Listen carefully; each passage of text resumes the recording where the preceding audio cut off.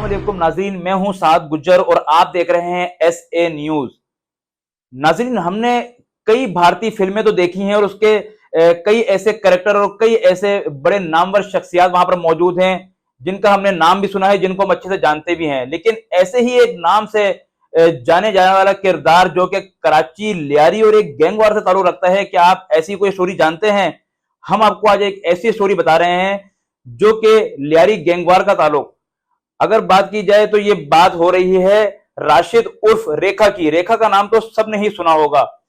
आखिर इसको रेखा क्यों कहा जाता था और इसकी स्टोरी क्या थी, कौन से गैंगवार से इसका ताल्लुक था, कौन कौन सी मुख्तलिफ ग्रोहों का ये हिस्सा बना और उसके बाद किस तरीके से FIR हुई और क्या इसका अंजाम हुआ। हमारे साथ मौजूद हैं शाहिद अंजुम साहब। सर सलाम अलैकुम। ये बताइएगा सर, राशिद उर्फ रेखा, सबसे पहले ये बता दें जो एक सवाल तमाम ऑडियंस के जहन में इस वक्त होगा, रेखा क्यों कहा जाता था? साथ एक तो जब मैंने पहली बार इसका नाम सुना, मैंने दो नाम कराची में बड़े अजीब से सुने और मुझे बड़ी ख्वाहिश थी कि मैं उनसे मिलूं। एक तो राशिद रेखा था और फिर मैंने सोचा कि रेखा इसको क्यों कहा जाता है। मैंने इसके बारे में मालूमात ली तो पता ये चला कि राशिद रेखा जो है, इसका चेहरा बड़ा चार्मिंग है और जिस तरह इंडियन अदाकारा रेखा है उसके चेहरे से काफ़ी इसकी जो थी वो मुशाबत थी। उसी शक्ल का ये नौजवान था और था खैर जुर्म पेशा। और एक मैंने कुरंगी का रहने वाला था, कामरान माधुरी, जिसका ताल्लुक MKM लंदन से था। तो उसके बारे में जब मैंने सुना तो मैंने मालूम किया कि इसको कामरान माधुरी क्यों कहते हैं। लेकिन वो गिरफ़्तार हुआ, फिर मैंने उसको देखा भी, लेकिन वो तो इतना कामरान माधुरी से खैर उसका नाम इसलिए रखा गया कि वो माधुरी की फ़िल्में बहुत देखता था और इसलिए उसको इलाके में लोग जो थे वो कामरान माधुरी कहने लग गए थे। बहरहाल हम बात कर रहे थे राशिद रेखा की। तो राशिद रेखा बेसिकली बचपन ही से स्कूल तो खैर ये गया नहीं, कुछ ऐसे माहौल का ऐसा असर रहा, शायद वो उस तरफ जा ही नहीं सका कि मैं पढ़ लिख जाऊँ या मैं कोई अपनी सोशल कोई एक्टिविटीज़ या जो भी है उस तरफ नहीं गया। ये बचपन ही से छोटी मोटी चोरियाँ जो थी, जैसे इसने होश संभाला लड़कपन से, ये करता रहा। फिर कराची के हालात जिस तरह आपको पता है ख़राब हुए और फिर जुर्म पेशा ने जो है वो वहाँ के नौजवानों को जिस तरह बिगाड़ा, और इसलिए बिगाड़ा कि वो अपने रख रखाव के लिए, अपने दबदबाव के लिए उनको एक जो थी वो फोर्स चाहिए थी, उसको वो यूज़ करते थे मुख्तलिफ़ तरीक़ों से, क्योंकि हर जगह वो ख़ुद नहीं जा सकते थे शायद कोई मैसेज किसी को देना, या इसके साथ साथ वो ये चाहते थे उनकी बैक पे कुछ लोग हों। तो ये राशिद रेखा भी उसी तरह का एक करदार था। शुरू में तो खैर ये चूँकि उसके इलाके में रहता था गफ़ार ज़िक्री के, तो वहाँ गफ़ार ज़िक्री का ये आहिस्ता आहिस्ता बहुत चहेता बना और उसके साथ जो है इसका घूमना फिरना, वहाँ इलाके में लोगों पे रोब शोब डालना कि मैं गफ़ार ज़िक्री का आदमी हूँ। और ज़ाहिर है उस वक़्त वहाँ लोग इतने खौफज़दा थे, डरे हुए थे। और लियारी चूँकि आपको पता है मेरा ख्याल है कराची के सबसे बड़े जो गोडाउन थे, इसके करीब चूँकि बुल्टन मार्केट है, तो सारे गोडाउन कराची में के जो थे वो लियारी में थे, तो इसलिए लोगों पे रोब शोब डाल के वहाँ पैसे वैसे जमा करते थे। लेकिन वक्त गुजरने के साथ साथ ये चेंज हुआ। फिर इसने आहिस्ता आहिस्ता जो है वो इसका एक वाक़या मैं आपको बताऊं कि रहमान डकैत जो कि बाद में चौधरी असलम वालों ने मुकाबले में उसको मार दिया था, उसने एक रैली निकाली थी जो अमन रैली का नाम दिया था। उस रैली पे फायरिंग करने वाला भी राशिद रेखा ही था। अच्छा। तो जब इसने वो रैली पर फायरिंग की तो लोगों ने जाकर रहमान डकैत से कहा कि ये गफ़ार ज़िक्री का आदमी है, राशिद नाम है इसका, रेखा रेखा इसको कहते हैं। लेकिन चूँकि रहमान डकैत जो था वो बेसिकली ज़हनी तौर पे बड़ा पॉलिटिकल भी वो जहन रखता था, तो उसने कहा कि मैं बजाय इससे दुश्मनी लूँ। लियारी में पहले ही हमारा बड़ा चूँकि अरशद पप्पू वालों से इधर उधर उनकी काफ़ी चपकलश थी, तो उन्होंने कहा कि बजाय इसकी कि हम रंजिशें मज़ीद बढ़ाएँ, उन्होंने राशिद रेखा को अपने करीब लाना शुरू कर दिया। और वहाँ जो लोग उसके उस इलाके में थे उनसे कहा कि यार इसको आहिस्ता आहिस्ता करीब लाओ और वहाँ से गफ़ार ज़िक्री से इसको हटाओ। और आहिस्ता आहिस्ता हुआ भी फिर कि वो आहिस्ता आहिस्ता इनके करीब हो गया रहमान डकैत वालों के। फिर वो रहमान डकैत के ग्रुप के साथ मिल गया। गफ़ार ज़िक्री से उसने जो था वो अपना नाता तोड़ दिया था। लेकिन रहमान के जाने के बाद फिर चूँकि उज़ैर बलोच कमांड कर रहे थे वहाँ की, ये वहाँ के सरदार बन गए थे, तो ये इससे उज़ैर से राशिद रेखा की ज़्यादा बन नहीं पा रही। और जो लोग उज़ैर के ज़्यादा करीब थे और रहमान ने भेजे हुए थे, रहमान से मुंसलिक जो लोग उज़ैर से मिले वो भी राशिद रेखा को ज़्यादा पसंद नहीं करते थे और उनका यही था कि किसी तरह इसको दूर किया जाए। और कई बार एक दूसरे पे इन्होंने فائر وائر بھی کیا، لیکن پھر سمجھوتا کر کے یہ ایک ساتھ جو تھا وہ رہتے رہے. آخرکار 2013 میں جو ہے وہ پھر راشد ریکھا جو ہے اس کے چونکہ کافی سارے لوگ جس میں اپنا وہ کیا نام ستار پٹھان اور ستار پیڑا، یہ ایک گروپ الگ تھا. انہوں نے پھر راشد ریکھا کو جو ہے وہ قتل کیا تھا اور نام دیا تھا رینجرز کا. رینجرز کو بدنام کرنے کی کوشش کی کہ رینجر کی وردیاں پہن کے انہوں نے یہ کام کر لیا اور نام دے دیا رینجرز کا کہ رینجرز نے اس کو جو ہے وہ مقابلے میں مارا ہے یا مار کر چلے گئے ہیں. وہ اس لیے پھر وہ زیادہ معاملات اس لیے نہیں اچھلے کہ راشد ریکھا پہ تو مقدمات تو پہلے ہی تھے، جرائم پیشہ تو تھا، تو پھر وہ معاملات ٹھنڈے ہوئے. شاہد صاحب، جس طریقے سے آپ نے بتایا ہے کہ سب سے جو پہلے جو اس نے ایک انٹری بڑی ماری، وہ اس نے ایک فائرنگ کی ریلی کے اوپر رحمان ڈکیت کی. تو ایک عام ایسا نوجوان جو کہ نارمل چوری ڈکیتیوں میں تو شامل تھا، جب وہ رحمان ڈکیت جیسے ایک بڑے نامور شخصیت کی ریلی جاری ہے اور اس کے اوپر فائرنگ کر رہا ہے، تو کیا وہ لیاری پہ خود جو ہے حکمرانی کرنا چاہتا تھا راشد ریکھا؟ کیا وہ ان کو لیڈ کرنا چاہتا تھا؟ اتنا بڑا کام کوئی ایک عام بندہ تو نہیں کر سکتا. آپ اس کو کیسے دیکھتے ہیں؟ ساتھ میں نے پہلے کہا نا کہ یہ تمام وہ لڑکے تھے جن کو اپنے بیک اپ کے لیے رکھا گیا تھا اور ان سب کو ہیرو بنا کے وہ دکھاتے تھے کہ یہ ہمارا ہیرو ہے. یہ ہمیشہ مس یوز ہوئے ہیں. مس یوز ہوئے نا، یہ ہمارا ہیرو ہے، اس علاقے میں یہ قبضہ کرے گا، اس علاقے کا سردار یہ ہوگا. اور دوسری بات، وہاں ایک بہت بڑا نشہ تھا جس کو تریاک کا نشہ کہتے ہیں. عام لوگ اس کو نہیں جانتے. یہ تریاک ایک ایسی بیماری تھی، ایک ایسا نشہ تھا کہ جو لڑکا بھی تریاک کا عادی تھا اس کو نہیں پتہ چلتا تھا میں انسان کو قتل کر رہا ہوں، اس کو میں ذبح کر رہا ہوں، اس کو میں گولی مار رہا ہوں. تو اس طرح کے نشے کرا کے ان لڑکوں کو اس طرح کے ماحول میں ڈیولپ کرنے کے بعد پھر ان کو کیا پتہ چلتا ہے میں کس پہ فائرنگ کر رہا ہوں. اگر اس کو اتنی عقل ہوتی کہ کوئی رحمان کا اس وقت وہاں سکہ چلتا تھا، رحمان کی اتنی بڑی دہشت تھی، تو وہ اس پہ فائرنگ کیوں کرتا؟ دیکھیں، غفار ذکری اور رحمان ڈکیت کی کئی بار لڑائی ہوئی، اس میں دونوں بچ گئے اور عام لڑکے مارے گئے. بات آپ یہاں سے نوجوان سوچیں نا کہ ہم ہی کیوں مر رہے ہیں، یہ کیوں نہیں مر رہے.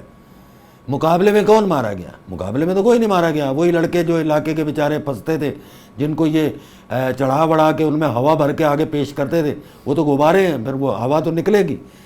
تو وہ اسی طرح سے جو ہے نا اس کو اس وقت غفار ذکری والوں کی طرف سے باقاعدہ چابی دے کے یہ کہا گیا کہ آپ رحمان کی ریلی پہ فائرنگ کرو تاکہ بھگدڑ مچے، ایک افراتفری پیدا ہو، لیاری میں ایک نیا جو ہے وہ جنگ چھڑ جائے. لیکن اس وقت رحمان نے بڑی سمجھداری کی اور اس راشد ریکھا کو کچھ بھی نہیں بولا، بلکہ اس کو پھر گلے لگایا. اور پھر بعد میں لوگوں نے کہا بھی کہ یار یہ آپ نے بہت سمجھداری کا ثبوت دیا. اگر ایسا ہو جاتا تو لیاری کے عوام کے لیے بڑی پرابلم ہو جاتی. پھر وہ چونکہ وہ اس کے بعد وہ آہستہ آہستہ رحمان کے پاس ہی آ گیا تھا، تو رحمان لیکن تھوڑے دن کے بعد پھر جب رحمان کا مقابلے میں مارا گیا تو پھر وہ عزیر کے پاس عزیر کے پاس بہت سارے لڑکے ایسے آئے تھے جو رحمان ڈکیت کے ساتھ تھے، وہ عزیر کو سردار نہیں مانتے تھے. اب وہ بحالت مجبوری وہاں وہ اس کا ساتھ تو دیتے تھے، اندر سے کڑتے تھے کہ یار یہ کون سا سردار ہے. اچھا، شروع میں تو خیر عزیر کا سٹائل بھی کچھ اور تھا. عزیر کا سٹائل یہ نہیں تھا جو بعد میں اپنایا گیا یا اس کو اس طرح سے پیش کیا گیا.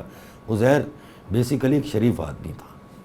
چاہے لوگوں کو میری بات بری لگے کہ اس کے بعد تو خیر وہ بہت زیادہ اس پہ کیسز بھی بنے، پھر اس کے معاملات ایسے ہوئے بھی، میں اس بات کو مانتا ہوں. لیکن شروع میں عزیر ایسا نہیں تھا. عزیر بیسیکلی لڑاکا نہیں تھا، چور نہیں تھا، ڈکیت نہیں تھا. تو وہ کیا کہتے ہیں نا کہ جب گلے میں پڑتی ہے تو پھر تو بڑے بڑے جو ہے وہ کہتے ہیں نا شریف سے بڑا پھر کوئی بدماش نہیں ہے.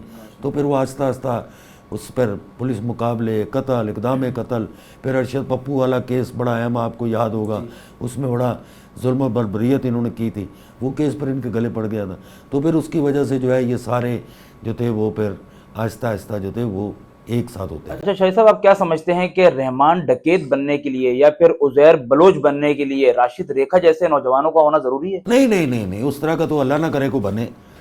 میں تو یہ دعا کبھی نہیں کروں گا. میں تو اپنے ہمارے چونکہ لیاری میں جو رہتے ہیں ہمارے بھائی ہیں، ہمارے بچے ہیں، ہم تو آج بھی ان سے کہتے ہیں کہ خدا را اس جرائم کی دنیا سے باہر نکلو، اپنی صاف ستھری زندگی گزارو. اور کیا پڑا ہے ان میں؟ نشوں میں کیا پڑا ہے؟ بندوق اٹھانے سے کیا ملے گا آپ کو؟ ہم کتنی سٹوریاں اس پہ کر چکے ہیں. آپ مجھے بتائیں نا اس کا انجام کیا ہے؟ خاندان کے خاندان تباہ ہوئے. کتنے لوگ ہوئے؟ کون بچا؟ آج لیاری میں کون بڑا آدمی ہے؟ رحمان کدھر ہے؟ ارشد پپو کدھر ہے؟ اپنا یہ عزیر جو ہے کب سے جیل کاٹ رہا ہے. اس کے علاوہ جتنے بھی لوگ تھے بڑے بڑے وہ کہاں گئے؟ آج قبرستان میں پڑے ہوئے ہیں نا. کیا انجام ہوا؟ تو میں میسیج دیتا ہوں ان اپنے بھائیوں کو, اپنے بچوں کو, کہ خدا کے لیے کسی کے کہنے پہ مت آئیں, اپنی زندگی گزاریں, اپنی محنت کریں, اس سے باہر نکلیں. لیاری کیا کراچی کیا پاکستان کے, میں تو سب سے ریکویسٹ کرتا ہوں کہ جرائم سے باہر نکلو. اصل دنیا وہی ہے, یہاں آپ مخصوص ہو جائیں گے, محدود ہو جائیں گے. شاہد صاحب آپ کیا سمجھتے ہیں کہ یہ جرائم ایک ایسی چیز ہے کہ جب ہمارے نوجوان یا جو بھی ایک نسل اس طرف جاتی ہے, کیا وہ اس دلدل سے باہر آ سکتی ہے؟ آپ کی ویڈیو دیکھنے کے بعد اگر کوئی شخص کسی بھی چھوٹے جرائم میں ہی بے شک کیوں نہ ہو, اگر وہ باہر آنے کی کوشش کرے تو آپ کیا میسج دینا چاہیں گے؟ کیا اس چیز کو انسان چھوڑ سکتا ہے؟ جب پروردگار یہ کہہ رہا ہے, میرا اللہ کہہ رہا ہے کہ میرے معافی کے دروازے 24 گھنٹے کھلے ہیں, تو کیا یہاں معافی نہیں ہو سکتی؟ آپ معافی مانگ کے تو دیکھیں, آپ توبہ کر کے تو آپ کرنا ہی نہیں چاہتے. آپ کو ماحول ایسا دیا ہوا ہے کہ آپ کا اس طرف ذہن ہی نہیں جاتا.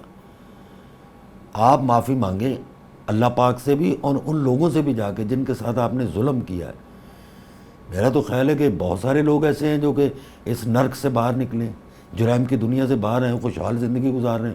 ہماری تو درخواست بھی یہی ہے کہ مت کریں ایسا, باہر نکلیں, محنت کریں. آج آپ دیکھیں نا 1500 2000 کے موبائل کے لیے آپ بندے گولی مار دیتے ہیں. یہ کون سا کوئی وہ ہے؟ آپ مطلب بہت بڑے ترم خان ہیں, کیا انجام کیا ہوتا ہے؟ آپ بھی کہیں روڈ پہ پولیس آپ کو بھی لٹا دیتی ہے, یا کوئی بھی آپ کو ویسے ٹکر جائے گا جس کے ہاتھ میں ویپن ہوگا وہ آپ کو لٹا دے گا. تو انجام تو یہی ہے. پھر اس معاملے سے اگر اس دلدل سے اگر انسان باہر نکلنے کی کوشش کرے تو آپ کیا سمجھتے ہیں اس کا کوئی ایک ٹائم پیریڈ ہے, یا پھر ایک بعض اوقات ایسا بھی ہوتا ہے کہ جیسے ہم دیکھ رہے ہیں ایک نام جس پہ ہم ابھی بات کر رہے ہیں کہ راشد ریکھا کے پاس اتنی زیادہ انوالومنٹ کے بعد ایسا تو نہیں تھا کہ اگر وہ اب اس سے باہر آنے کی کوشش کرتا تو رحمان ڈکیت جیسے بڑے نام اس کو پھر نہیں چھوڑتے, یا ایک کوئی ٹائم پیریڈ آپ سمجھتے ہیں کہ دیکھیں یہ جو جرائم کے ٹولے ہیں نا, یہ جو جرائم کے جس کو ہم یہ کہہ دیں کہ مافیا ہے, یہ بالکل بندے کو ایسے ہی باندھ دیتی ہے کہ اگر تو جائے گا تب بھی موت ہے, نہیں جائے گا تب بھی موت. تو لہٰذا جتنے دن ہیں اتنے دن عیاشی کر, مرنا تو تو نے ہے. لیکن جو نکلنے والے ہوتے ہیں وہ نکل جاتے ہیں, اس میں کوئی وہ نہیں ہے. آپ کو اگر پروردگار پہ اللہ پہ بھروسہ ہے کہ میرا اللہ ہے تو پھر آپ نکل جاتے ہیں, کوئی آپ کو پوچھنے والا بھی نہیں ہے. میں کہتا ہوں اس کو ہوا بھی نہیں چھو سکتی. بہت شکریہ شاہد صاحب. ناظرین, ہم نے آج جب بات کی شاہد انجم صاحب سے تو آپ نے دیکھا کہ کتنی بہترین اسٹوریز, ایک کے بعد ہم دیگر اسٹوری پہ بھی گئے اور وہاں پر بھی ہم نے بات کی, بات سے بات نکلتی گئی اور بہت کچھ سیکھنے کو ملا, بہترین میسج بھی دے گئے خاص طور پر نوجوانوں کے لیے. راشد ریکھا کیوں کہا جاتا ہے, اب تمام لوگوں کو جن کو نہیں معلوم تھا ان کو ہی معلوم ہو گیا. ایک پرکشش چہرہ تھا جو کہ مشابہت رکھتا تھا انڈین فلم سٹار ریکھا سے, اور جس کے بعد راشد ریکھا کس طریقے سے مختلف گروہوں کا حصہ بنا اور آخر میں انجام, جیسے کہ شاہد صاحب نے بتایا تھا کہ انجام ہمیشہ یہی رہا ہے. تو اس مرتبہ بھی راشد ریکھا کو کچھ گروہوں کے لوگوں نے رینجرز کی وردی پہن کر قتل کر دیا اور اس کا بھی انجام یہ ہوا. ناظرین, اسی کے ساتھ ہمیں دیجیے اجازت, آپ سے ملاقات ہوگی ایک نیکسٹ ولاگ میں ایک نیکسٹ اسٹوری کے ساتھ. اللہ نگہبان.